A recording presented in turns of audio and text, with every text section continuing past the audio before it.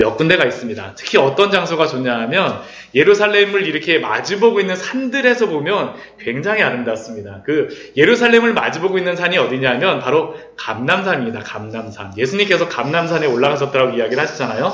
감람산을 올라가서 보게 되면 감람산에 올라가서 가장 멋있을 때가 언제냐면 황혼이 해가 이렇게 떨어지려고 할 때, 그러면 그 예루살렘 그 여름 같은 때나 그런 데는 대부분이 광야 그 지역이다 보니까 푸르른 나무들도 물론 있긴 하지만 대부분이 이렇게 황금색의 그러한 것들인데 그 예루살렘 꼭대기에는 황금돔 사원도 뭐 그 이슬람 사원이긴 하지만 황금돔 사원도 있고 뭐 여러 가지 그런 돔으로 된 그런 사원들도 멋있는 것들이 있다 보니까 이 해가 진짜 질 때에는 와 여기가 진짜 번쩍번쩍 빛나는 것 같은 되게 멋있는 그러한 느낌이 듭니다. 그래서 저도 이스라엘에서 오기 전에 가장 마지막에 갔던 곳이 바로 감람산 꼭대기에서 야 예수님이 여기서 이렇게 앉아갖고 보셨겠구나 하고선 거기서 앉아있다고 그랬었고 또 좋은 데가 어디냐 하면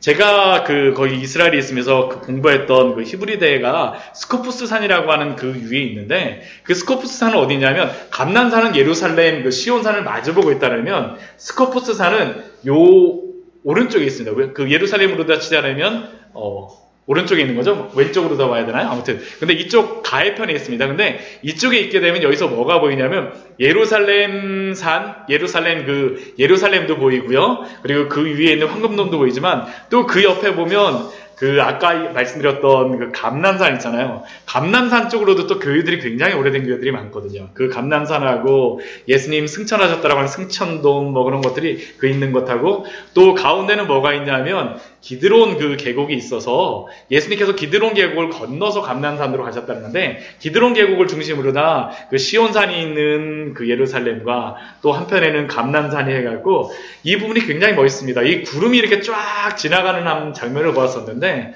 예루살렘에 한번 걸렸다가 또다시 이 감람산 쪽에 한번 또 걸리고 하니까 그게 굉장히 웅장하고 멋있더라고요. 야 이거 멋있구나. 근데 그런 산 같은 것들이 이 예루살렘 주변에 이러한 산들이 그러한 장관을 주는 그러한 전망대로서도 좋은 그러한 역할을 하기도 하지만 이 산들은 또한 어떤 역할도 하냐 하면 예루살렘을 지키는 그러한 성벽과 같은 그러한 역할도 합니다. 오늘 말씀을 보게 되면 그러한 말씀이 있습니다. 1절 말씀을 보면 여호와를 의지하는 자는 이라는 그러한 말씀으로 시작합니다. 여호와를 의지하는 자가 누구겠습니까? 그는 여호와를 신뢰하는 자이고 또한 믿음이 있는 성도입니다. 이 믿음이 있는 성도를 무엇으로 비유를 하냐면 시온산으로다 지금 비유를 하고 있습니다. 여호와를 의지하는 자는 시온산이 흔들리지 아니하고 영원히 있음 같도다.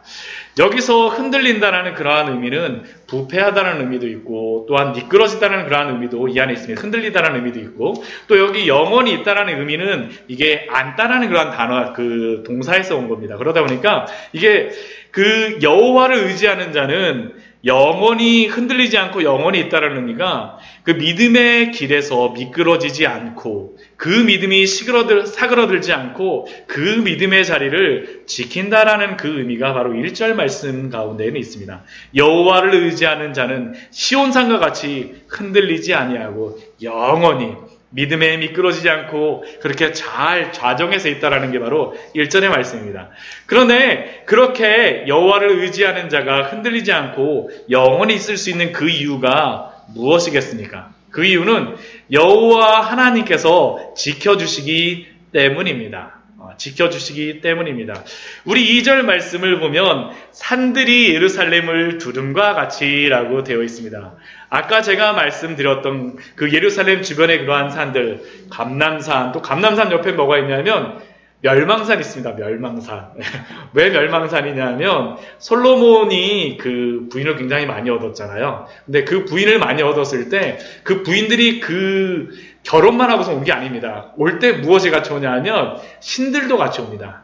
이방 주변에 그러한 솔로몬이 그냥 결혼한 게 아니고요. 똑똑한 사람이다 보니까 혼인 정책을 쓴 겁니다. 나라를 부강하게 하기 위해서. 그런데 그러다 보니까 그 여인들의 신들도 같이 왔었는데 그 여인들이 섬겼던 그 신의 산당이 어디 있었냐면 바로 멸망산에 있었던 겁니다. 그러니까 감람산 옆에 바로 멸망산이 있었고, 그러니까 또 이 감람산도 있고, 또 그 옆에는 아까 제가 말씀드렸던 스코푸스라고 하는 그러한 산이 이렇게 있는 겁니다. 그러니까 이 주변으로 다 산들이 이렇게 쭉 두름으로 말미암아서 예루살렘이 굉장히 안전한 것이죠. 시온산이 흔들리지 않고 영원히 있을 수 있는 이유가 산들이 예루살렘을 두른 것과 같이 누가 그의 백성 여호와를 의지하는 자를 두르십니까? 여호와께서 그의 백성을 지금부터 영원까지 두르시리로다, 지키시리로다라는 말씀이 바로 오늘의 말씀입니다. 지금 이 말씀은 예루살렘 성전 올라가며 불렀던 그러한 노래 중에 하나입니다. 지금 이 시편 120편서부터 시작해서 이게 성전에 올라가는 노래라 그래서 이게 쭉 같이 모아져 있는 그러한 노래들인데, 지금 이렇게 산들하고 시온산하고 예루살렘이 여기는 그래서 굉장히 많은 건데, 그러니까 지금 이 산을 올라가면서 예루살렘 성전 올라가면서 주변에 이렇게 산들을 보고 있는 겁니다. 막 산들을 보고 있는 겁니다. 그런데 이 노래 부르며 올라가고 있는 성도들에게 지금 하나님께서 이 노래를 통해서 알려주시고자 하는 그 의미가 무엇이겠습니까? 그 주변의 산을 보며 예루살렘이 안전하게 거할 수 있는 이유가 하나님이 그들을 지켜주시고 두르시기 때문이라는 겁니다. 그리고 이것은 바로 지금 이 자리에 금요 기도회로 예배하러 온 우리들에게도 말씀하시는 그러한 말씀인 줄 믿습니다. 우리의 주변을 살펴보라는 것이죠. 아무리 우리가 힘들고 어렵다 할지라도 한번 생각을 해보십시오. 우리가 지금까지 버틸 수 있었던 그러한 이유 중에 하나는 누군가가 아니면 무엇인가가 우리를 붙들어주는 게 있지 않았습니까? 우리의 주변의 가족들, 우리의 주변의 친구들, 그리고 또한 이 자리에 앉을 수 있는 것은 또한 이 교회와 또한 우리의 신앙을 지킬 수 있도록 우리에게 도움을 주었던 여러 교우들. 그런데 그러한 모든 사람들, 그러한 환경들은 무엇입니까? 여호와 하나님이 우리를 지키시기 위하여서, 시온을 지키시기 위하여서 산들을 그 주변에 둘렀던 것처럼 여호와 하나님이 우리를 둘러주시고 지켜주셨다라는 것을 알려주는 것입니다. 그렇게 우리에게 무엇을 하고 지금 이야기하는 겁니까? 주변을 둘러보라는 겁니다. 주변을. 우리의 어려운 환경과 여러 가지 상황들에 함몰되어지는 것이 아니라 여호와 하나님의 돌보심을 날마다 발견하라는 것이 바로 오늘 1절과 2절의 말씀에서 우리에게 주어주시는 귀한 은혜의 그러한 말씀이 아니겠습니까? 그런데 이러한 말씀 가운데에서 우리가 이렇게 살아가긴 하지만, 그런데 아무리 하나님께서 이렇게 돌보아 주시긴 하지만, 그러나 이러한 믿음 속에 살아가는 사람들은 하나님이 돌보아 주심으로 잘 있지만, 믿음 안에 있지 않는 사람들은 어떻겠습니까? 항상 흔들리고 요동칠 수밖에 없습니다. 요동칠 수밖에 없습니다. 왜 그렇습니까? 믿음이 없기 때문입니다. 그리고 또 한 가지 이유는 실제로 그러한 주변에서 일어나는 일들이 실제로 위협적이기 때문입니다. 그렇지 않습니까? 오늘 3절 말씀을 보게 되면 악인의 규가라고 말씀을 합니다. 여기서 말하는 악인의 규는 악인의 막대기, 그러한 지팡이를 의미합니다. 이것은 세상의 권세와 실제적인 위협과 실제적인 두려움의 그러한 근원들입니다. 우리가 이러한 악인의 규들, 세상의 권세들이나 두려움 앞에 맞서게 되면 어떻습니까? 두려운 마음이 들 때가 많죠. 우리가 이러한 환경들 속에서, 이러한 상황들 속에서 주변의 사람들에게 믿음으로 살겠다라고 한번 고백을 하고 믿음으로 살라라고 이야기를 한번 해보십시오. 세상의 사람들이 어떻게 반응하던가요? 너가 세상을 잘 몰라서 하나 본데 그거 아니야. 네, 정말 그런 이야기를 합니다. 저도 제가 직장 잘 다니다가 회사를 이제 관두겠다라고 하니까 저의 위에 있었던 그러한 첫 번째 반응, 야, 그거 힘들어 요즘에. 우리 아버지가, 작은 아버지가 목사님인데 얼마나 힘든지 알아? 저한테 그러고 나서 여러 가지 많은 이야기를 하였습니다. 왜 그러냐 하면 그러한 세상에 속한 사람들에게는 그러한 여러 가지 것들이 실제적인 위협이고 그러한 것들이 정말로 두려운 것들이기 때문입니다. 우리에게 그러한 이야기를 하게 되면 빨리 정신 차리라라고 얘기를 하죠. 실제로 이러한 위협 속에 있었던 많은 믿음의 사람들이 있습니다. 모세와 아론이 실제로 다 그랬었습니다. 우리 출애굽기 5장 말씀을 보게 되면 모세가 바로의 앞에 갔을 때 우리 민족으로 하여금 하나님을 예배하게 하라고 그가 바로 앞에서 이야기를 합니다. 우리 출애굽기 5장 3절 말씀 우리 한번 보도록 하겠습니다. 88장입니다. 제가 가진 구약 성경 88페이지입니다. 네. 88페이지.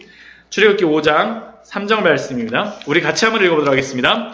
그들이 이르되 히브리인의 하나님이 우리에게 나타나셨은즉 우리가 광야로 사흘간쯤 가서 우리 하나님 여호와께 제사를 드리려 하오니 가도록 허락하소서.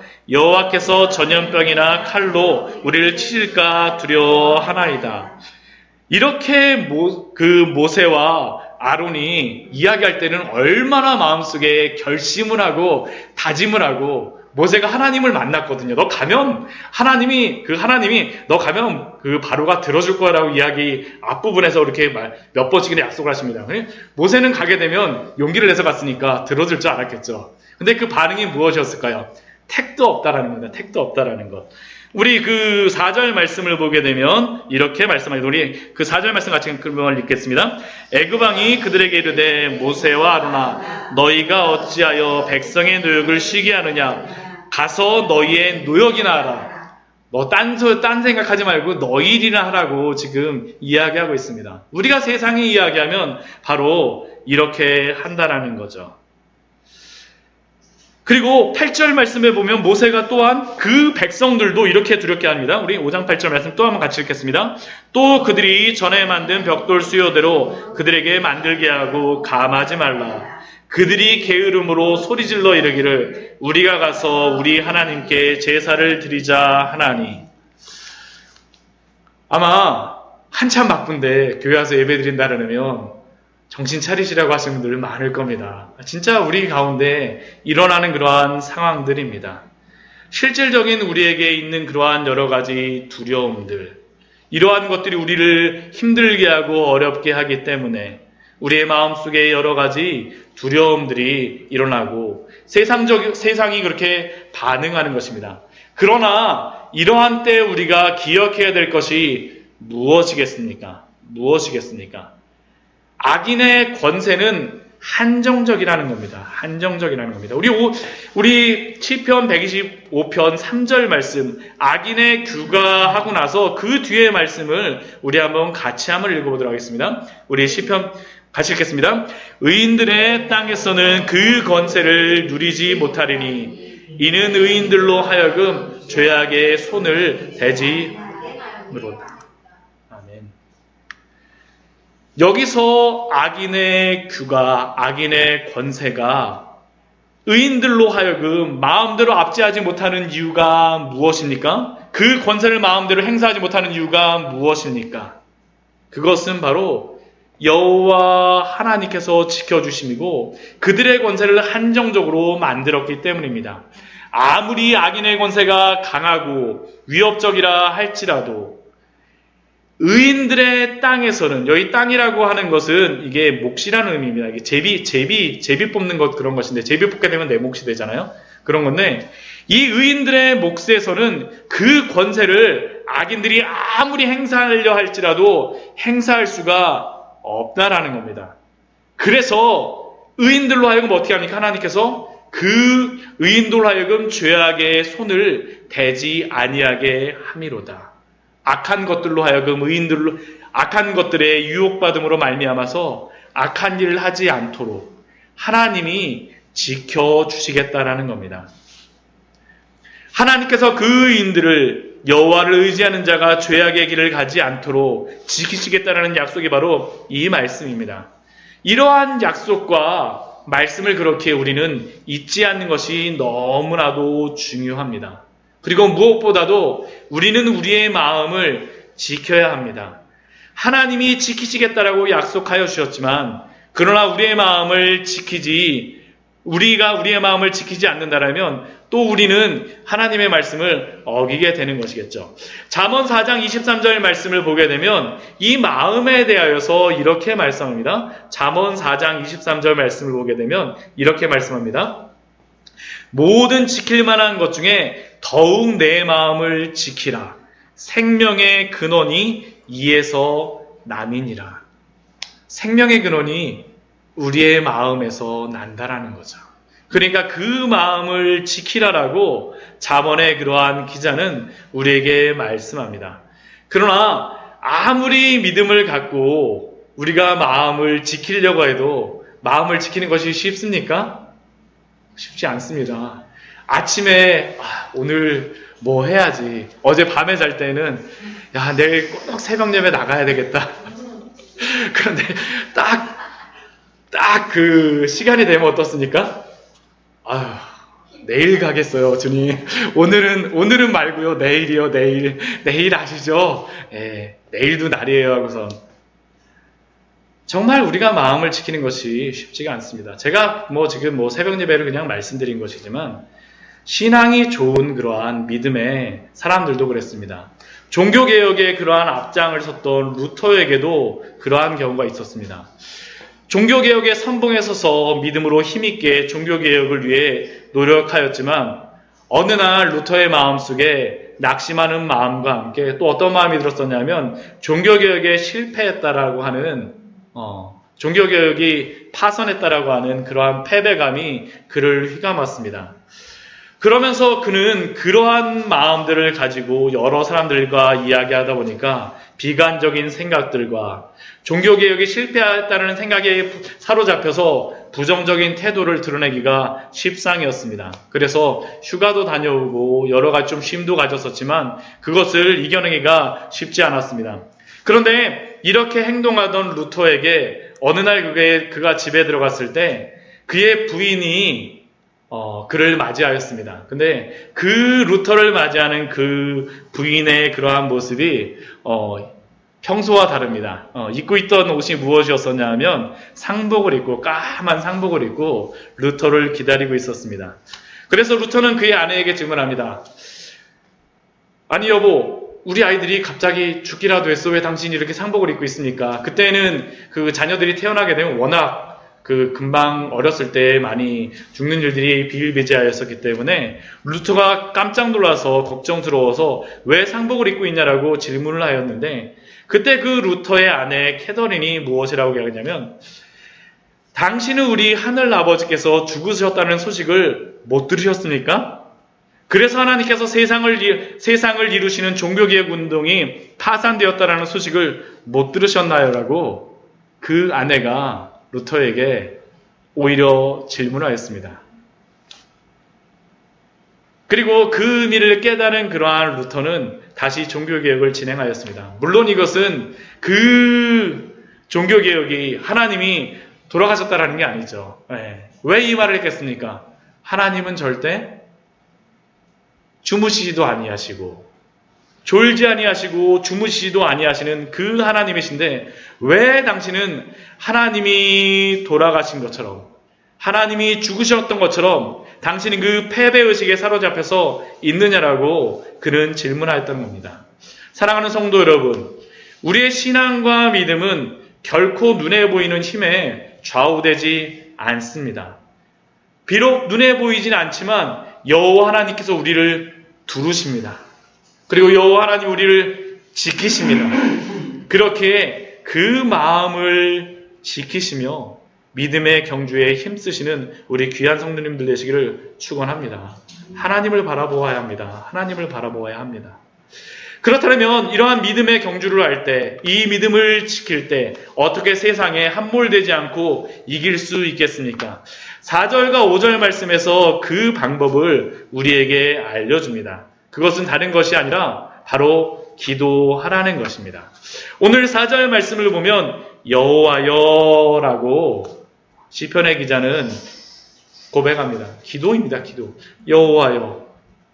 그 뒤에 말씀도 보면 선대하소서 간절하게 기도하는 것이죠. 하나님 제발 저를 도와주세요. 여호와여 선한 자들과 마음이 정직한 자들에게 선대하소서. 여호와여, 여호와를 의지하는 자를 선대하소서. 제가 믿음을 갖고 지금 예루살렘 성전을 올라가고 있는데 주여 나의 기도를 들어주십시오라고 지금 시편의 기자는 간절하게 기도하고 있는 겁니다. 심지어는 예수님께서도 항상 기도하는 삶을 사셨습니다. 예수님께서 제자를 부르시기 전에 마가복음 1장 35절 말씀 보면 새벽 아직도 밝기 전에 예수께서 일어나 나가 한적한 곳으로 가사 거기서 기도하시더니 또한 마가복음 6장 46절 말씀을 보게 되면 무리를 작별하신 후에 기도하러 산에 가시니라. 또한 예수님께서는 그분께서 십자가에 달리시기 전에 어떻게 하십니까? 기도하십니다. 조금 나아가서 얼굴을 땅에 대시고 엎드려 기도하여 이르시되 내 아버지여, 내 아버지여, 만일 할만하시거든 이 잔을 내게서 지나가게 하옵소서. 그러나 나의 원대로 마시옵고 아버지의 원대로 하옵소서. 예수님께서도 기도하셨습니다. 그리고 또 예수님께서는 기도할 줄 모르는 우리에게 기도하는 방법도 알려주셨습니다.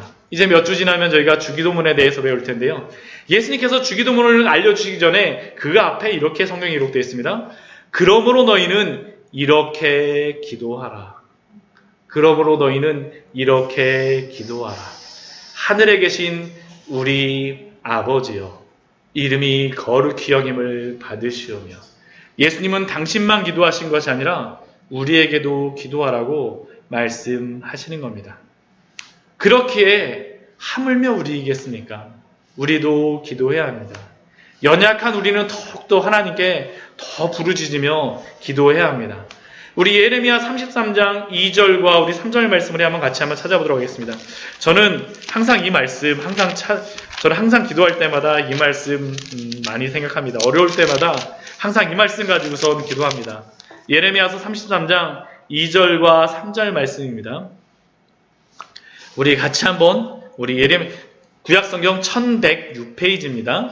예레미야 33장 2절과 3절입니다.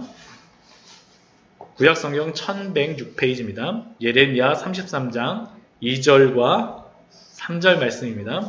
우리 같이 읽겠습니다. 이를 행하시는 여호와, 그것을 만들어 성취하시는 여호와, 그의 이름을 여호와라는 이가 이와 같이 이르시도다. 너는 내게 부르짖으라. 내가 내게 응답하겠고 내가 알지 못하는 크고 은밀한 일을 내게 보이리라. 하나님이 모든 것을 다 하실 수 있습니다. 일을 행하시기도 하고 만드시기도 하고 창조하시기도 하고 성취하실 수도 있는 분이십니다. 그런데 그 하나님께서 우리에게 뭐라고 말씀하십니까? 너는 내게 부르짖으라. 너는 내게 부르짖으라고 말씀하십니다. 그러면 하나님께서 뭐라고 말씀하세요? 내가 내게 응답하겠고. 왜 부르짖게 하십니까? 하나님이 응답하는 것을 들으라는 겁니다. 우리가 기도하지 않으면 어떡합니까? 내가 잘해서 그런 줄 아닙니다. 우리가 기도해야지만, 부르짖어야지만 하나님께서 우리에게 응답하시는 것을 우리가 알게 됩니다. 그러면 그것으로 말미암아 일어나는 일이 무엇입니까? 내가 알지 못하는 크고 은밀한 일을 내게 보이리라. 우리의 생각으로 알 수 없고 우리가 도저히 상상도 할 수 없는 것들을 하나님이 이루시겠다라는 것이 바로 이 예레미야 33장 2절과 3절의 말씀입니다. 이렇게 기도하고 계십니까? 하나님이 다 행하실 수 있기 때문에, 다 창조하시고 성취하실 수 있기 때문에 나는 그냥 기도 안 해도 돼. 아닙니다. 부르짖으라고 말씀하십니다. 응답하겠다라고 약속하여 주셨습니다. 그렇게 우리는 어떻게 됩니까? 부르짖고 기도해야 되는 것이 바로 성도의 사명이며 또한 우리가 할 일입니다. 끝까지 부르짖어야 됩니다. 끝까지. 우리 누가복음 17장 말씀에서도, 우리 18장 말씀에서도 보면 그 뒤에 보게 되면 그 사람을 무시한 한 재판장, 사람을 무시하고 잘 들어주지도 않아요. 근데 그 재판장에게 그 재판에게서 어떤 약속을 얻어내는 방법이 있습니다. 무엇입니까? 들어줄 때까지 집 앞에서 끝까지 기도하는, 그 앞에서 끝까지 들어달라고 버티는 겁니다. 버티는 것. 그 누가복음 18장 1절 말씀을 보면 그래서 이렇게 말씀합니다. 예수께서 그들에게 항상 기도하고 낙심하지 말아야 할 것을 비유로 말씀하여, 항상 기도하고 낙심하지 말아야 할 것을 비유로 말씀하여. 그런데 이 말씀에 더 중요한 것이 있습니다. 우리 누가복음 18장 8절 말씀 한번 볼까요? 누가복음 18장 8절 말씀입니다. 누가복음 18장 8절 말씀입니다. 하나님이 그래서 이 말씀을 통해서 하시는 게 무엇이냐면 그 밤낮 부르짖는 택하는 자들의 원한을 들어주지 않겠느냐. 우리 18장 7절 말씀 우리 같이 한번 읽겠습니다. 하물며 하나님께서 그 밤낮 부르짖는 택하는 자들의 원한을 풀어주지 아니하시겠느냐. 그들에게 오래 참으시겠느냐. 불의한 재판장도 들어주는데 하물며 하나님께서 밤낮 부르짖는 택하는 자들의 원한과 그러한 부르짖음을 들어주지 않겠느냐라고 하는데 8절 말씀에서 이렇게 말씀하시는데 우리 8절 말씀 같이 읽겠습니다. 내가 너희에게 이르노니 속히 그 원한을 풀어주시리라. 그러나 인자가 올 때 세상에서 믿음을 보겠느냐. 말씀하시는 것이 무엇입니까? 하나님은 들어주실 준비가 되어 있는데 믿음을 보겠느냐라는 거죠. 끝까지 부르짖을 수 있느냐라고 우리에게 말씀하고 계시는 겁니다. 우리가 신앙이 약하다고 하여서, 우리가 연약하다고 해서 하나님이 응답을 해주시지 않는 것이 아니라 들어주십니다. 끝까지 기도하십시오. 날마다 부르짖으십시오. 이게 바로 이 산을 올라가는 자들에게 있었던 일입니다. 여호와여, 선한 자들과 마음이 정직한 자들에게 선대하소서. 선대하소서. 그 하나님께 맡기고 기도하십시오. 또한 우리 5절 말씀을 보게 되면 그렇게 기도하는 자들을 주변에는 어떠한 사람이 있냐 하면 정말로 잘 되는 사람들도 있습니다. 하나님을 정말로 찾지 않아도 잘 되는 사람들도 있습니다. 자기의 굽은 길로 치우치는 자들은 여호와께서 죄를 범하는 자들과 함께 다니게 하시리로다. 이 말씀이 무슨 말씀이겠습니까? 하나님께서 악인들에 대해서는 알아서 심판하시겠으니 맡기고 기도하라고 우리에게 말씀하시는 겁니다. 옆에 있는 사람들 부러워하지 말고 우리에게 맡기고 기도하라고 우리에게 분명히 말씀하십니다. 우리 오늘 시편 우리 129편 말씀 왔는데 시편 37편 말씀 우리 보게 되면 이러한 말씀이 있습니다. 우리 시편 37편 말씀도 우리 같이 한번 우리 보도록 하겠습니다. 오늘 우리가 이러한 원망스러운 마음이 들고 때로는 불평의 마음이 있을 때 우리 주변에 전혀 하나님과 관계없이 살아서 잘 되는 것 같이 그러한 사람이 있을 때 우리 시편 37편 말씀에서 우리 7절서부터 우리 10절까지의 말씀을 우리 한번 같이 읽도록 하겠습니다. 시편 37편 7절서부터 10절까지의 말씀입니다. 같이 읽겠습니다. 여호와 앞에 잠잠하고 참고 기다리라. 자기 길이 형통하며 악한 꾀를 이루는 자 때문에 불평하지 말지어다. 분을 그치고 노를 버리며 불평하지 말라. 오히려 악을 만들 뿐이라. 진실로 악을 행하는 자들은 끊어질 것이나 여호와를 소망하는 자들은 땅을 차지하리로다. 잠시 후에는 악인이 없어지리니 내가 그곳을 자세히 살필지라도 없으리로다. 하나님께 맡기라는 것입니다. 하나님께 맡기라는 겁니다. 이렇게 맡긴 자들에게 무엇이 있겠습니까? 무엇이 있겠습니까? 우리 뒤에 우리 이스라엘에게는 무엇이 있다라고 이야기합니까? 이스라엘에게는 평강이 있을지어다. 이렇게 하나님 앞에 맡기는 자들에게, 하나님 앞에 기도하며 나아가는 자들에게는 이스라엘에게는 평강이 있을지어다라고 약속하여 주십니다. 이 이스라엘이라는 의미가 무엇입니까? 하나님과 씨름하는 자죠. 하나님과 대면하는 자에게는 평강, 샬롬이 있으리라고 약속하여 주셨습니다. 하나님과 대면하는 사람에게는 평강이 있을지어다. 전 세계에서 보게 되면 평화의 마을이라고 하는 이름을 가진 그러한 동네가 있습니다. 도시가 있습니다. 어딘지 아십니까? 예루살렘입니다. 예루살렘. 네, 이게 이르샬라임 해갖고 이게 평화의 마을입니다. 평화의 마을, 평화의 도시예요. 예루살렘이라는 도시가 평화의 도시라는 곳입니다. 그런데 제가 이스라엘에 머물면서 느꼈던 건 무엇이냐면 이 세상에서 가장 평화가 없는 도시 중에 하나가 어디일까 생각해보면 바로 예루살렘이라는 겁니다. 예루살렘입니다. 진짜 예루살렘에 가보게 되면 어떤 일이 있냐면 그 예루살렘 그 트램이 있습니다. 경전철이 다니는 데 있는데 경전철에 가보면 이러한 짐승 같은 것들이 막 그 앞에 있습니다. 이렇게 경전철 같은 것들이 있는, 경전철이 이렇게 있는데 그 경전철 주변에 가보게 되면 이러한 짐승들 막 이렇게 사자 모양의 그러한 상들도 있고요.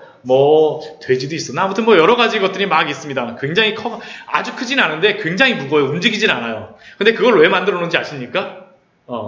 왜냐하면 그 팔레스틴 사람들이 예전에 들으셨는지 모르겠어요. 차를 운전하면서 그냥 그 트램 위에 기다리고 있는 사람들한테 그냥 달려가고 막 사고를 내는 겁니다.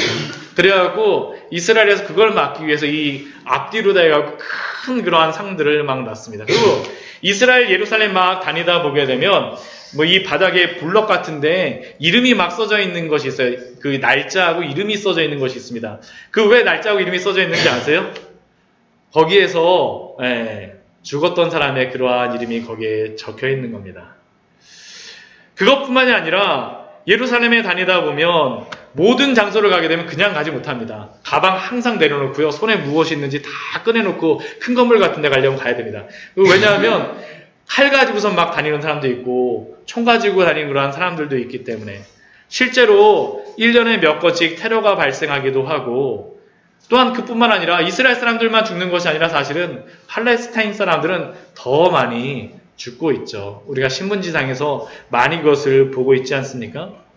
오늘 우리가 보았던 이 예루살렘에서 지금 일어나고 있는 일입니다. 지리적으로 물리적으로 예루살렘에 살아도 도시의 이름은 평화의 도시이지만 평화가 없습니다. 그런데 저는 이 일이 바로 지금 교회에서 우리에게서 발생하고 있지 않나 그런 생각을 합니다. 우리가 교회를 다니고 예수님을 믿고 예배를 드리지만 정말 우리가 예수 그리스도 안에 있는 그 평안과 평강을 누리고 있습니까? 참된 평안을 누리는 사람은 여호와를 의지하는 자입니다. 오늘 시편 125편 우리 처음이 그거죠. 여호와를 의지하는 자는 여호와를 의지하는 자가 바로 평강이 있는 자입니다. 평강이 있는 자입니다. 예수 그리스도를 믿음으로 그 안에 거함으로 그 평안을 누리는 사람. 우리는 예루살렘의 성전에 올라가는 것으로 교회에 다니는 것으로 만족하면 안 됩니다. 그리스도 안에서 참된 평안을 누리시는 우리 귀한 성도님들 되시기를 축원합니다. 우리 빌립보서 우리 4장 6절 7절 말씀을 읽고 오늘 말씀을 마치도록 하겠습니다. 우리 빌립보서 4장 6절과 7절 말씀입니다. 우리에게 이렇게 기도하라고 또한 하나님께서 우리에게 이렇게 지켜주시겠다라고 약속하여 주십니다. 우리 빌립보서 4장 6절 7절 말씀입니다. 신약성경 322페이지입니다. 우리 같이 읽도록 하겠습니다. 아무것도 염려하지 말고 다만 모든 일에 기도와 간구로 너희 구할 것을 감사함으로 하나님께 아뢰라. 그리하면 모든 지각에 뛰어난 하나님의 평강이 그리스도 예수 안에서 너희 마음과 생각을 지키시리라. 아무것도 염려하지 말고 모든 일에 기도와 간구로 너희 구할 것을 하나님이 주실 것이기에 감사함으로 아뢰십시오. 그리하면 모든 지각에 뛰어난 하나님의 평강이 그리스도 예수 안에서입니다. 그리스도 예수 안에서. 그리스도 예수 안에서 우리의 마음과 생각을 지키실 줄 믿습니다. 우리 같이 기도하도록 하겠습니다. 우리 같이 기도할 때요. 오늘 말씀을 통하여 우리가 보았던 것처럼 여호와를 의지하는 자를 하나님이 지키시고 두르신다라고 우리 약속하여 주셨습니다. 우리 그 말씀을 믿고 하나님이 정말 우리를 지키시고 둘러주시옵소서. 주님, 제가 저를 지키고 두르기에 너무나도 부족하고 연약한 부분도 있습니다. 주님, 저로 하여금 하나님의 그 은혜 안에 거하게 하여 주시고 우리 구주 예수 그리스도 안에 있는 그 평강을, 그 구원의 확신을, 그 큰 믿음을 저에게 허락하여 주시옵소서. 우리 주님 앞에 우리 잠시 간절히 기도하며 나가도록 하겠습니다.